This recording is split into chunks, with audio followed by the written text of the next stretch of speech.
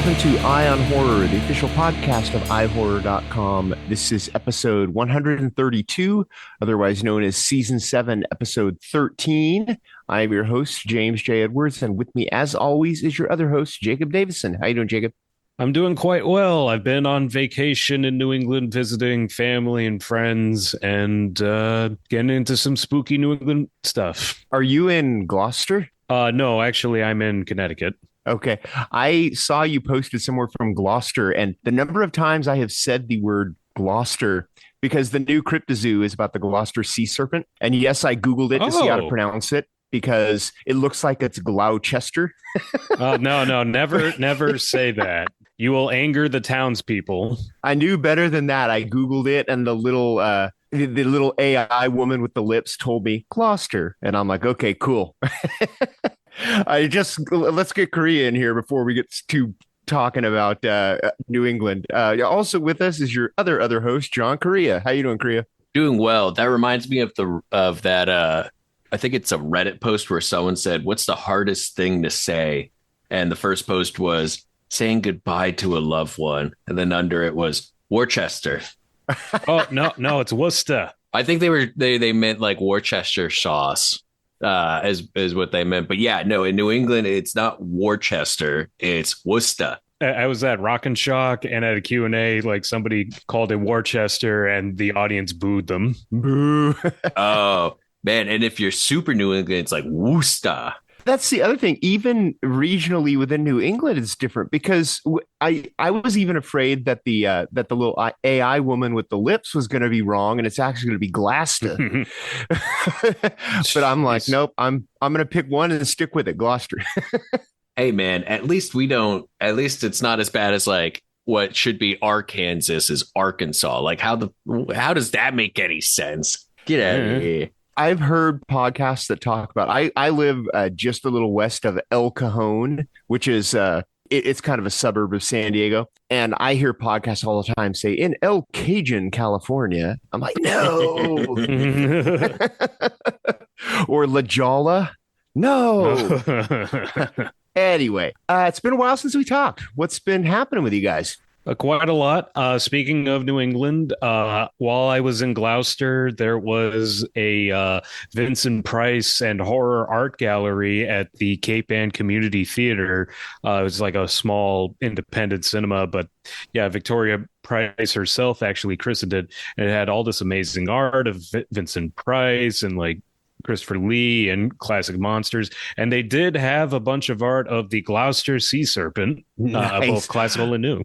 I was going to ask if you saw the statue that they I've seen that statue. Yeah, they unveiled a statue in 2017, 200 years after the initial rash of sightings in 1817. Listen to the Cryto-Zoo for more. There, sorry, yeah, I got to listen to that because I got family in Gloucester, and my stepmom actually painted a mural of the Gloucester sea serpent for the town. Oh, there was a guy in 1955 who painted a mural, but he claimed it was Quetzalcoatl. Oh, but now I'm just giving away all of the goods on the podcast. Go listen to the Cryto-Zoo. Not a shameless plug, but really do listen to it. Jay did really good work of like boiling down to like the basics of knowing like what these creatures are, and no, I've been thoroughly enjoying it. And also these episodes, the Jersey Devil one gets a little long. It's like 25 minutes, but most of these are between 10 and 15 minutes. So they're little bite-sized things. There's always time for an episode of the Cryto-Zoo. Okay, yeah. This is not a 5-minute commercial for the Cryto-Zoo.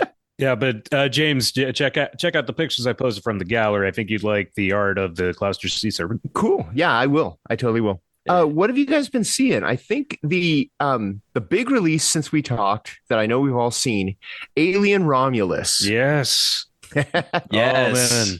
What do you guys think of Alien Romulus? Well, I saw it in the best environment possible because the American Cinematheque did a premiere screening at the Egyptian Theater playing the original Ridley Scott Alien before Alien Romulus. So they did as a double feature. And since, Romulus takes place after Alien, it just, directly leads into it. So it was so much fun to see it like that.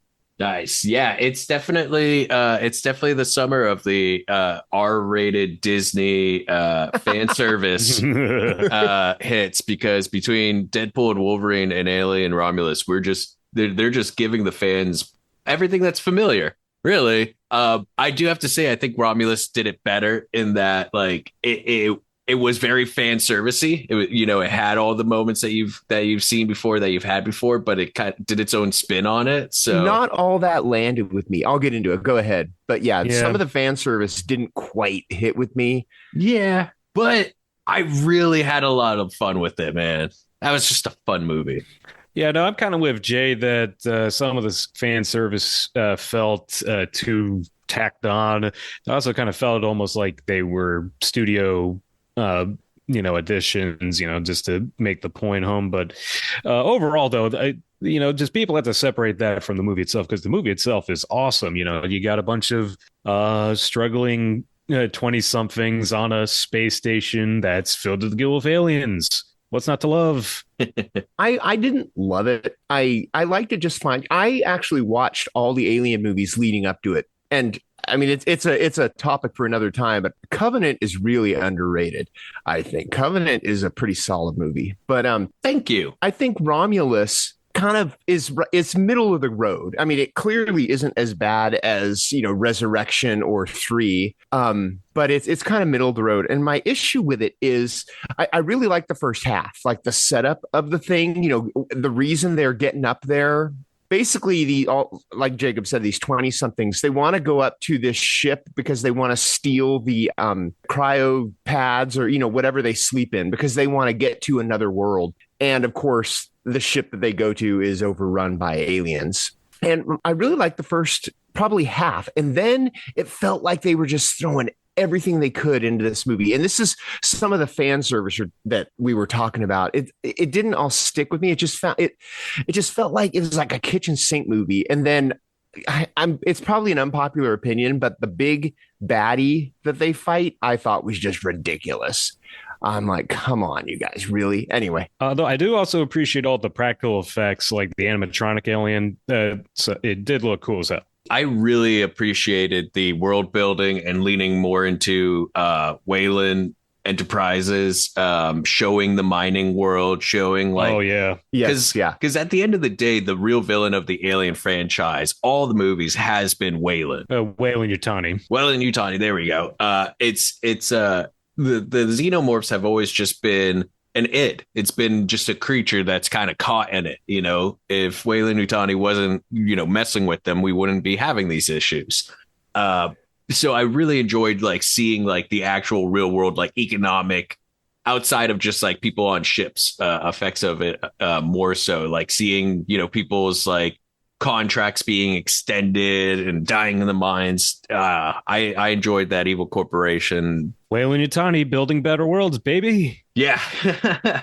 It was really good. And, and especially when they get to the ship, I really, really, really, really appreciated, to no ends, just going for the genitalia horror. That is the Alien franchise. Like they really made genitalia disgusting again. And I appreciated that, especially, well, my partner did not appreciate me referring to the xenomorph egg as the Cuckoo, but I said it about 5 or 6 times on the drive home excitedly, and I'm now banned from saying that word in the house. So this is probably the last time I'm able to say Cuckoo, so I'm going to say it one more time. Cuckoo. Okay. But let's see. Did you guys see Cuckoo? I did not. No, they didn't screen that for press, which is usually a bad sign. But Neon has been doing that this year. I was lucky we got a long leg screening. But did you see Cuckoo, Correia? Did I see the third Dan Stevens movie to come out this year? Of course. Now, don't spoil anything about it. No. About it or Dan Stevens? About Cuckoo. You could spoil all you want about Dan Stevens. I will say this is probably the least sexiest role of Dan Stevens to come out this year. But then again, how do you top Ace Ventura, kaiju veterinarian from Godzilla X Kong. So wait, this is less sexy than Abigail? Because he wasn't that sexy in Abigail. Yeah, he's less sexy than when he's playing a cop, and that's a lot. He's very Euro in this movie, like both accent and demeanor. It's not so much that he's European as like a German accent. I mean like European. I mean like stylistically Euro. You know, like like ABBA. But anyway, the Cuckoo I thought was a lot of fun, and also got to give big props to Hunter Schafer because she was amazing in this movie, and I really loved how dimensional her character was. And there is some real creepiness to Cuckoo, just like it does so much of a good job in building the tension, and it's like this she moves into with her estranged father and stepmother and stepsister to this resort in the Swiss Alps, and there's some weird shit going down because you're not supposed to be out at night, and there's all these rules. And Dan Stevens with his extremely Euro accent is acting really creepy. So I thought it was a lot of fun. I really dug it, and I really hope Hunter Schafer does more horror. Is like she really goes for it in this movie, like because she starts out fine and then she gets injury after injury after injury, and it's kind of like Ash, where it just shows throughout the whole movie. Like she's got a cast, she's got like a head bandage she has on for most of the movie. So yeah, she goes through it.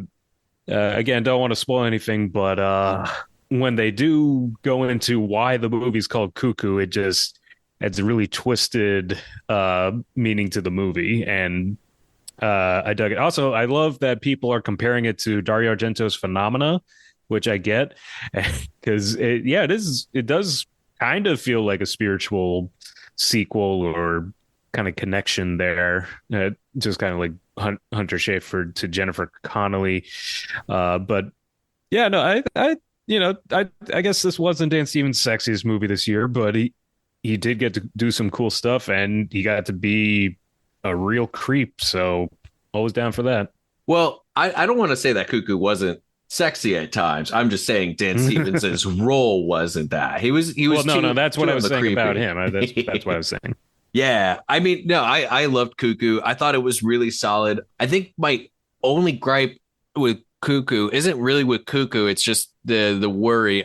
We went and saw it opening night because I had that fear, where the trailers and the hype and everything was, this movie's batshit bonkers. This movie's crazy. Oh my God. It was like a similar type of like verbiage and hyperbole that was happening with Immaculate. And I waited too long for Immaculate. So I had it built up in my head that how insane Immaculate was going to be. And it, of course, didn't live up to that insane image I had in my mind. So I think that Cuckoo's another example of that, where it's like, you just got to kind of go in as blind as possible and just enjoy the ride, because it's a really good movie.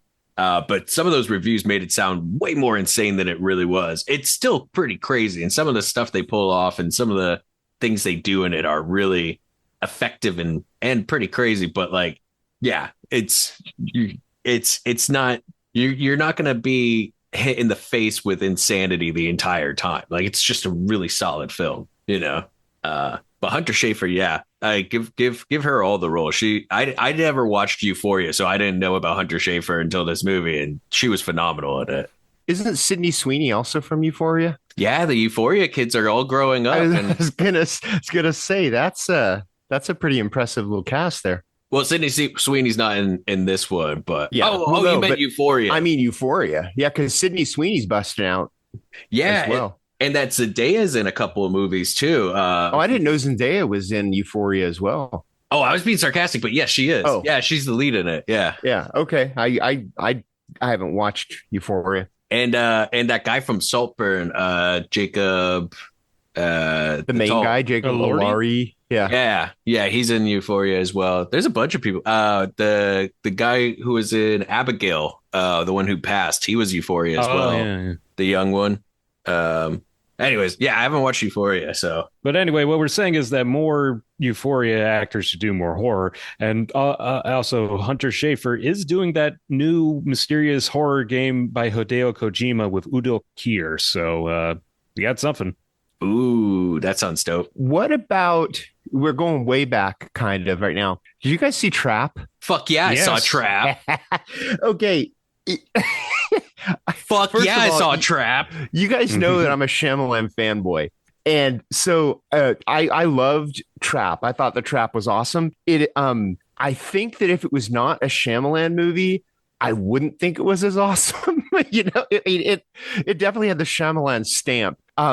I think I liked it more when they were actually at the concert because it gets to a point. I mean, it's been out long enough. I'm going to spoil a little bit. They do get away from the concert for the end of the movie, and I think it kind of loses steam there. And Shyamalan's daughter cannot act, and she takes on a bigger role towards the end of the movie. But Josh Hartnett knows exactly the kind of movie he's in, and he's such a delicious villain in this movie. I mean, I'm kind of spoiling it saying he's a villain, but oh yeah, Well, I mean, it Trap. was pretty well implied in the trailer. Yeah. Oh my God, Trap. Oh, Shyamalan. Will I ever not love a movie? Well, asterisk for The Last Airbender, but Yeah, no, I saw it too, and I really dug it for the most part. Although I felt like the third act kind of lost steam toward the end. yep. It could have been tightened up a bit more, maybe cut down a bit. But I mean, all the stuff with the concert was great. Like it was very Brian De Palma. I mean, hell, there was so many split diopter shots over and over the split diopter shots. Oh, you know I love the split diopter shot. So every time those popped up, Lindsay even said on the drive home, she was like, "They did that too much." I was like, "No, they didn't do it enough. Not enough movies these days do that." So thank you, M. Night, for just like overloading with it. Yeah, and I was going to say that you love split diopter shots almost as much as you love Josh Hartnett. Yeah. I was waiting for a shot with Josh Hartnett in one side and an owl in the other. Oh man. I had so much fun with Trap, just so much. It was, I think, Jacob did a good comparison of like 70s De Palma, because in the 70s there was a lot of Hitchcockian copycats or Hitchcockian thrillers that were coming out. Brian De Palma obviously putting out some of the best of them, and it felt very of that energy, very of that style. It was that kind of setup, but there were so many aspects of it because M. Night's been on, ever since The Visit, been on a real kick of doing comedy with his horror and with his thrillers, and it doesn't always work. And I think when we left, I said he didn't always make good choices with this movie, but he always made the right choices, and that there's some things in this movie that just should not have worked, but because they didn't work, it did. It was a weird mental jump of like, this isn't a so bad it's good movie. It's just a fun movie, with like a lot of happy mistakes for me, and just remind me of a lot of films that used to come out back in the day, like the 80s, where you're like, man, that thing was ridiculous, but it was a lot of fun. That's what I'm saying. If this was not a Shyamalan movie, if this was just some random director, you'd be all, what is this crap? Mhm. But because we know what to expect from Shyamalan, I loved it. I thought it was so much fun. Oh, And I get what you're saying about the comedy. Mainly the what was the guy's name? The merch salesman that he befriends, Jamie. Oh, was that yeah. the guy's name. That guy was hilarious. there was so I've been loving checking in every now and then to see letterbox reviews on this one, because there's been so many good ones. Like someone said, why couldn't this take place at a Weird Al concert? Yeah. But there's just like so much like little thing, or American Psycho, Taylor's version, stuff like that. But I just had so much fun. There's just so many weird moments that like feed into it. A lot of people have been questioning if M. Night has ever had a conversation with an actual human being, because especially with this movie, the conversations between people do not feel real at all and feel very alien. But it kind of works with Hartnett being a psycho killer and like having those separate lives where like him being a human isn't really his thing. So it's like a front. So there's this really weird, like when he's doing it, it makes sense where it's like, oh, this kind of sounds like what a person would, or a not human being would think a human being talks. but then other people are doing it, so it just adds to this weird world of like, wait, what's going on? And then like you're kind of questioning things. And again, I don't know if that was intentional with some of it, but it worked really well for me. And you know what? I'm just also really glad he only had 3 endings to this movie, as opposed to like old that had 20 Only. endings. Yeah. And one of the things, because it kept going, I was just really happy because I got worried because in the opening credits, I didn't realize that Allison Pill was in the movie. And when they got to like the end of the concert, I was like, where the fuck is Allison Pill? You don't get to promise me Allison Pill and not deliver. And they delivered. She was fantastic. Yeah, she doesn't show up until the third act, but yeah, I love that, calling it American Psycho Taylor's version. It's so good. That's the great way to put it. Cooper is now the voice of my ADHD inner thoughts. Just that whole scene when the rapper comes out of the floorboards and he turns to his daughter. He's like, "Hey, why don't we go? What's down there? Let's go down into the basement." She's like, "No, Dad, we're not going. Come on, it'll be fun. We won't get in trouble." I was like, "No." I will say though, one of the funniest scenes in the movie to me was when he was with the merch guy isolated in the stock room, and he's like, "Hey, thanks for helping out. Here, hold this X-Acto knife while I turn my back around and am completely unassuming." Like, come on, you can't tell me that wasn't done. Like stuff like that wasn't done for comedy. Like I think some people take it too serious, but like I also am really glad because at least amongst my friends, I'm seeing a lot of people they seem to get it. You know, that and that's not one of those like, oh, you just don't get the film. It's one of those things. Again, you can go into a movie with expectations, but you really should allow yourself to just go for the ride. And that film almost like very quickly just established this weird world, this weird way of talking, this weird like environment where it's like you kind of just have to let it wash over you. And it's just a blast. And also Ariel Donahue was really good as the daughter Riley. Oh yeah, no, she stood out. And yeah, I just inherently it's hilarious that M. Night was like, he has flat out said, I wanted to do a concert film for my daughter. So I made a thriller based around it. And it's like, yeah, dude, that's a dad knowing, hey, I can do this if I do it through like what my branding is. And yeah, he killed it, man. Like that was, yeah, I had a lot of fun with it. That's going to be a midnight watch for me for a long time. Did either of you guys see Blink Twice? Not yet. Not yet. Okay, Blink Twice is I really liked it. But the thing is, leaving the theater after Blink, and they're being kind of weird about it. They don't want us pushing it as a horror movie. They want to go more like a thriller, but it's pretty horrific in places. And leaving the theater, I wasn't sure what to think about it. But on the way home, my wife and I just could not stop talking about it. And even into the next day, we were talking about it. And I still, it's been a couple weeks since I've seen it, and it still is stuck in my head. It's kind of it's Zoe Kravitz wrote and directed it. And it's basically about this woman who meets like this tech billionaire dude, and he invites her to his private island where all of his buddies are partying, and stuff happens. And I thought it was going to go in like a Get Out direction, but it turned out going more like Don't Worry, Darling.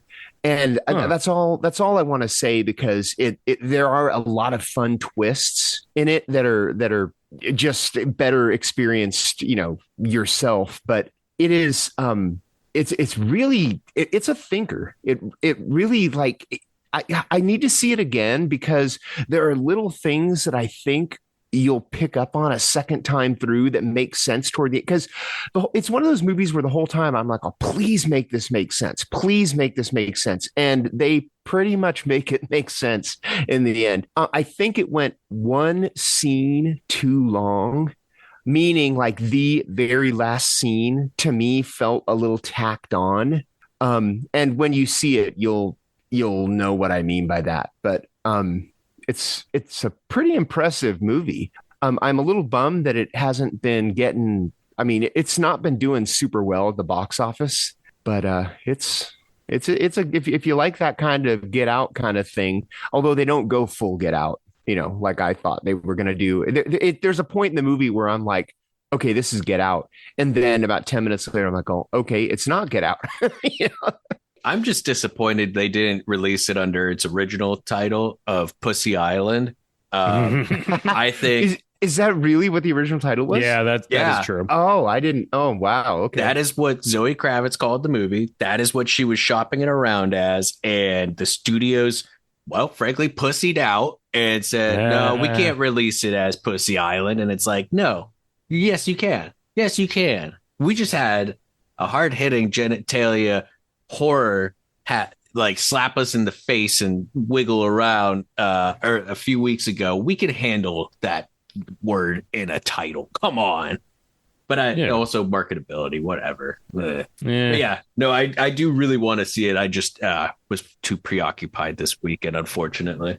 Honestly, calling it Pussy Island would have kind of cheapened it because it's not calling it Pussy Island would make it sound like a freaking Porky's kind of but calling it Blink Twice is actually a pretty apt name for it because there's parts where they like joke about they're like, oh, blink twice if you're in danger, kind of a thing. So I like the idea though of something sounding like a Porky's Adventure and then it being like a horror thriller where it's like not that at all. It's like the opposite. That's great. Yeah. Also, I want to give a shout out to this short movie I found a few days ago. It's this new release from a prolific Japanese stop motion artist named Takena Negao, who's got his own YouTube channel. It's called Midnight Vampire, and it's pretty basic. It's just about this vampire woman that awakes from her slumber to feed on some people. But there's some twists because it turns out that the guy she's drinking blood from is a part of a group of even worse guys, and it goes even crazier from there. And I'm just a sucker for stop motion horror, so there's ample amounts of claymation blood and gore. It's good stuff. Look it up on YouTube. Midnight Vampire. It's a good watch. Have either of you guys watched that show that was on like a few years back, The 100? No, I missed that one. It was on one of those flash deals on Vudu where you get like the whole series for like $10 or something. And I've been burning my way through it. I guess there's like 7 seasons, and I'm only halfway through season 2. And it's funny, but basically what it is there's a nuclear war destroys the Earth, and the only people alive are on all of the space stations in orbit, and they all kind of come together and they join it together and they call it the Ark. And then they send they're basically child prisoners because when people break the law, they execute them, except if they're under 18. So the only prisoners they have are children. So they send them down, and they're the 100 in to see if the Earth is habitable again. And of course, stuff happens. And during the first season, I was like, how are they going to get 7 seasons out of this? But then you realize as stuff happens, you're like, oh, okay, yeah, they're going to get 7 seasons out of this. But it's kind of it's part like Life. Remember that movie Life? The alien. The alien one. Yeah. Yeah. It's part like Life and part Lord of the Flies. Because it turns out they're not alone on the ground, even when they go down there. There are survivors from the war, and that's that's where the thing's going. But it's a pretty interesting little watch. I've been getting kind of into it. Well, speaking of Vudu deals, Vudu had a $5 deal for the film Sting that came out earlier this year. Yeah, I love Sting. I've been meaning to watch that. Oh, $5 on Vudu. Oh man, it is so much fun. It's from the director and creator of the Wormwood series, who also did Necrotronic. So it's so much fun.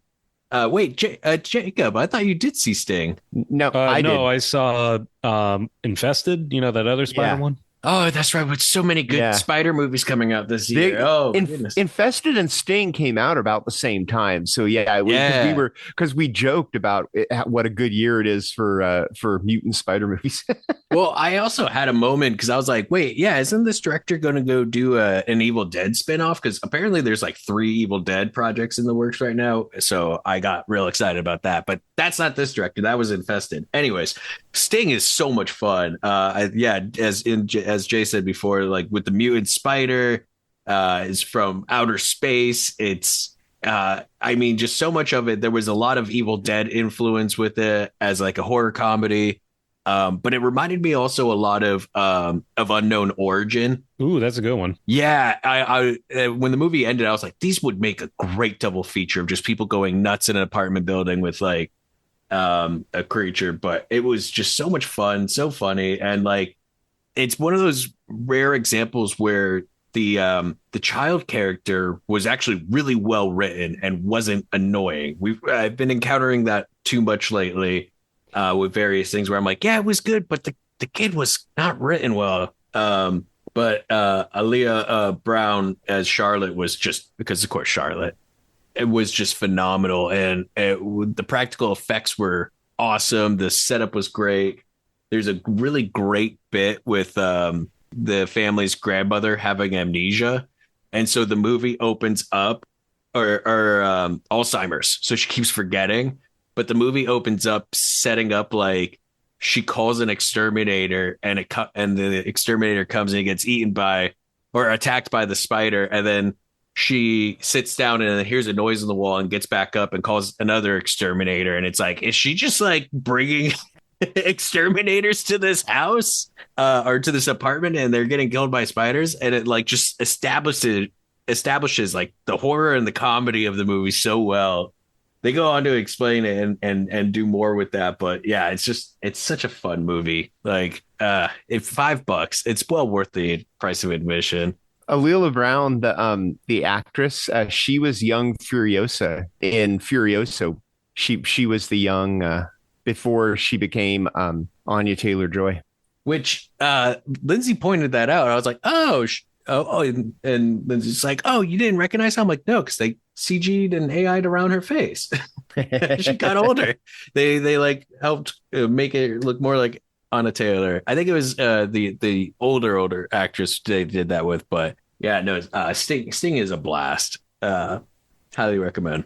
The spider is named after the sword in The Hobbit. Yeah. Oh yeah, Sting. Not after the wrestler or the rock star. The sword in The Hobbit. More things need to be named Sting. Yeah, we need more Sting names in the public conscious again. Did you guys ever see Grand Piano? Oh yeah, Yeah, with Elijah Wood, right? yeah. So it's phone booth on a stage. yes. Thank you. Because I just recently watched Phone Booth and absolutely fucking loved it and was just like, this movie is awesome. And Larry Cohen should have sold more scripts because damn, yeah, Phone Booth was, oh man. Both of those movies were on my pile of you've owned the Blu-ray for 2 years. Either watch it or get rid of it. And so I watched them, and instead of selling them, I'm keeping them because I loved them so much. But Grand Piano, especially, Grand Piano, it's taken a step further than Phone Booth because like there's this concert pianist, which is Elijah Wood, and he's performing this piece that he has. It's like his big comeback, and basically there's a sniper who's like, if you make a mistake, I'm shooting you. So Yeah. there's like an added level. It's not just like, you're in this phone booth and a sniper is, trained on you. It's like, you can't fuck this piece up that you fucked up before. Yeah. It's a nice, I've said it a couple of times this podcast. It's a nice kind of Hitchcockian thriller that takes place in just mainly the opera house where he's performing. So a lot of the film rests on Elijah Wood selling him not only playing the piano, but also just like being terrified and trying to follow the commands of this mysterious sniper who's played by John Cusack to not get shot or have his wife shot too. That was the other part of it. And I don't want to spoil on why they're doing all of it, but it's really solid. It's a lot of fun.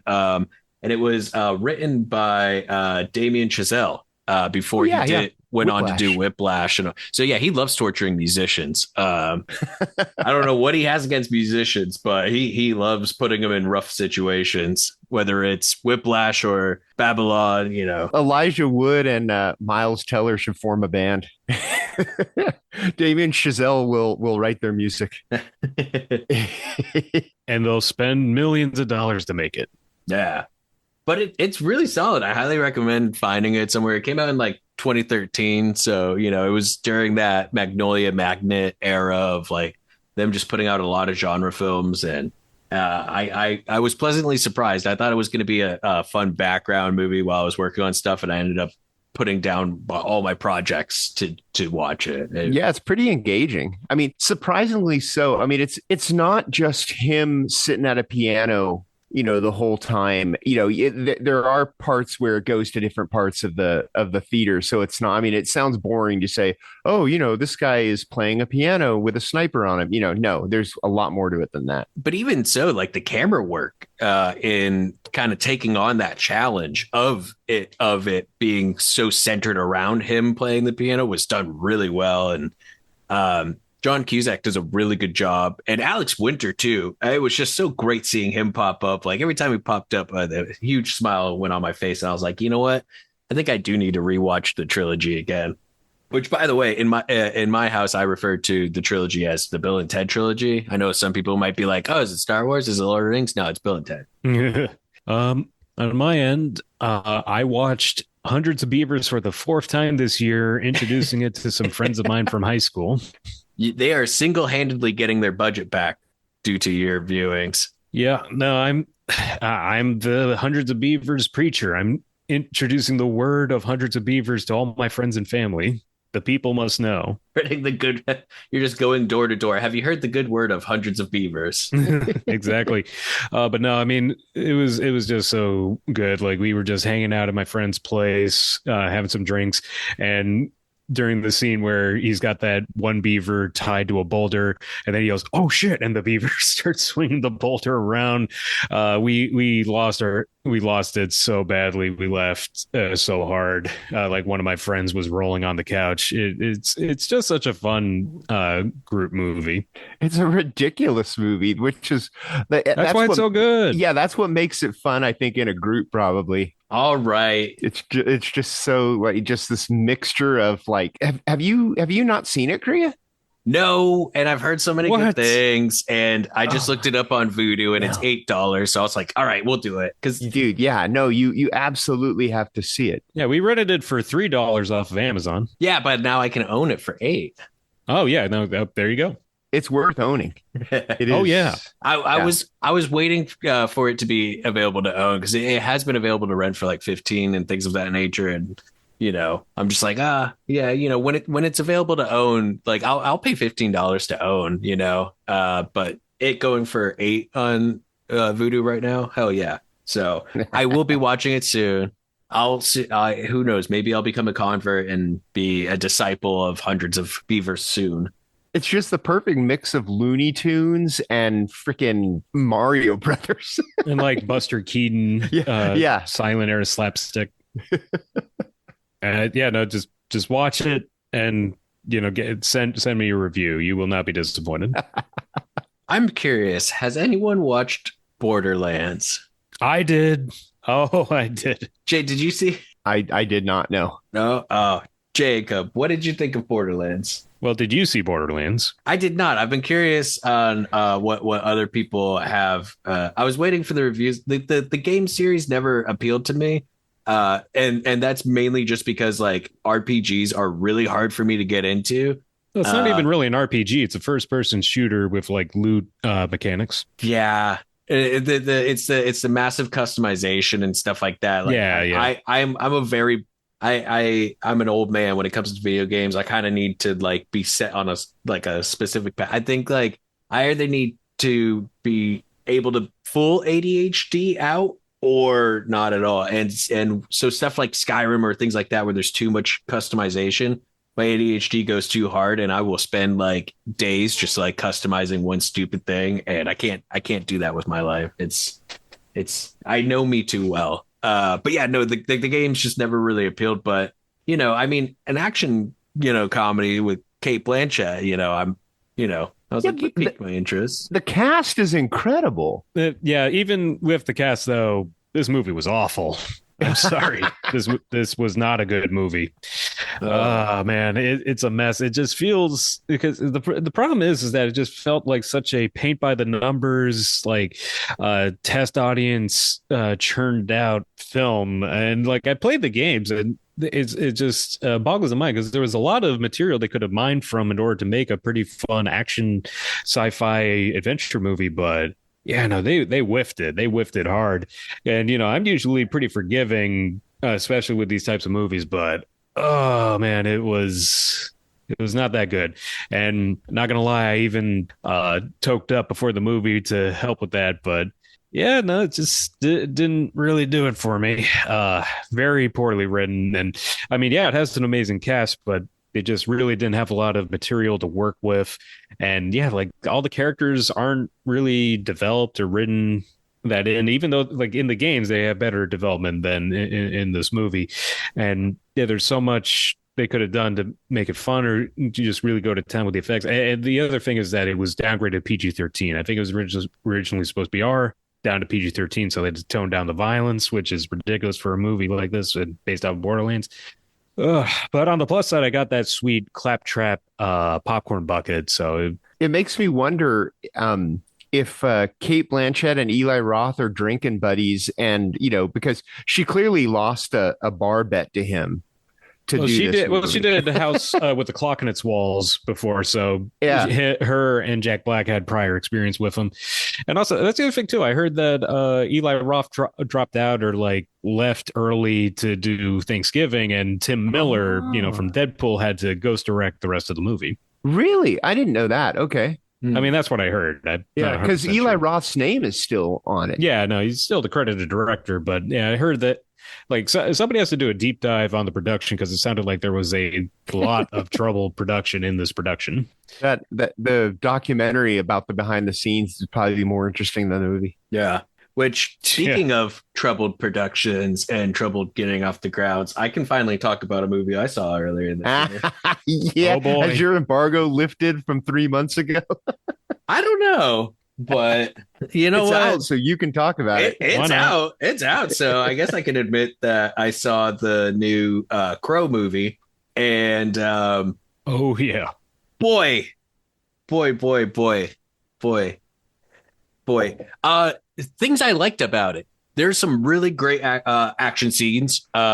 Because as we all know, with the story of the Crow, he's a musician who's in love, and him and his lover get killed, and so he comes back because of magic and crows.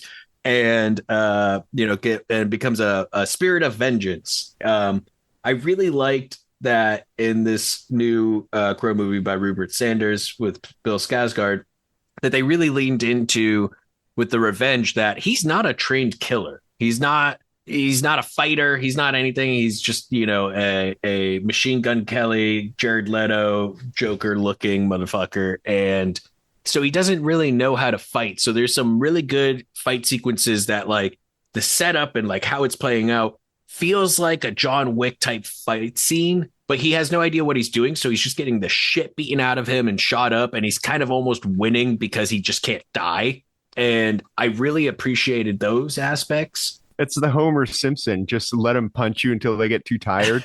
Just push him over. that's kind of there's a fight sequence that takes place in a moving car where he just kind of like jumps in, and they all start going, and they like shoot him a few dozen times throughout it, and it's really great on how bad he was doing, but because they're just like, what the fuck, and run out of bullets, and then he's able to hit them after, it's really good. The finale had some good action in it, but there's just something still inherently doesn't sit right about someone in a black trench coat showing up to a packed theater with guns that in America still doesn't feel great.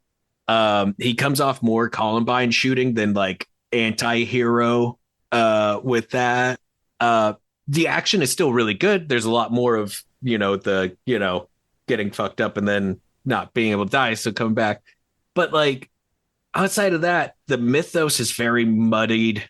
The love story is very rough. Like it just felt like it was like the timeline felt weird. Like it didn't feel like these were lifetime lovers. They felt like they had a really great week together and then tragedy struck type deal. And so the impact there wasn't great. But I think its biggest crime is, and I hate this when people do gritty reboots of things where they don't allow certain iconographies of the material to come out. So The Crow is very iconic for its white and black makeup. They don't really do that in this. It comes off more like new metal makeup or black metal makeup without the white, where it's just like, the shadow and stuff. Which, like, fine, okay. I mean, it's a little disappointing. It's kind of like how every Punisher movie, except for Warzone, shies away from the skull icon. Looking at you, 80s Dolph Lundgren, which is a solid action film. I will defend that, but they don't use the skull. But how he gets the makeup is the stupidest thing. And I have to shout this from the rooftops because the woman he's in love with has a tattoo that says "Laugh now, cry later," and he has a stupid line where he goes, "My life is more like cry now, cry later," and it's like, fuck you for that line. But then, during their whole love week, he starts to get a tattoo on his hand that says, "Laugh now, cry later" on his thing. But they interrupt halfway of him getting the tattoo and start making out for some reason. So later on, right before the finale, he's sitting there and he's looking at his unfinished tattoo, and he like fills it in. And after he fills it in, he goes, "Ink. Oh." And that's the makeup. He takes black tattoo ink, it rubs it on his face, and that's the Crow makeup. And that made me want to like scream in the middle of that theater. That was just so, it was just so much. Yeah, dude, like it, and it's disappointing, especially when you hear about like all the different developments with it over the years. But I also don't think that movie's being given any chance. I think Lionsgate is putting absolutely no money into the marketing, because who remembered that the Crow remake was coming out after 20 years of development, basically. I think there's some like behind the scenes stuff going on that it doesn't sound fun, but it's a mess. I do think that it will find its audience. I do think that it hits a very specific tone. I know at the screening where I was at, a lot of people liked it, which baffled me. But it was super not made for me, and that's okay. I hope that the audience who would like this movie finds it and enjoys it. But for me, I'm going to stick with my my new 4K of Alex Proya's masterpiece for the time being. And maybe, you know what? I'll revisit Wicked Prayer and City of Angels and all the other sequels that were fine, but fun. Remember how there was a Crow movie with David Boreanaz and Edward Furlong and Tara Reid? Like Wicked Prayer Wicked Prayer was a weird movie, especially for a Crow film, straight to video. All right, well, let's end with The Crow. And let's call this. I hope you guys bear with us during this catch-up episode, but we missed an episode, so you get a whole lot of us talking. Our theme music is by Restless Spirit, so go give them a listen. And our artwork is by Chris Fisher, so go give him a like. And you can find us on all the socials under Eye on Horror or at iHorror.com, which is the site we all call home. And we'll be back in a couple weeks with a real topic, we promise. And we will see you then. So for me, James J. Edwards. I'm Jacob Davison. And I'm Jonathan Correia. Keep your eye on horror.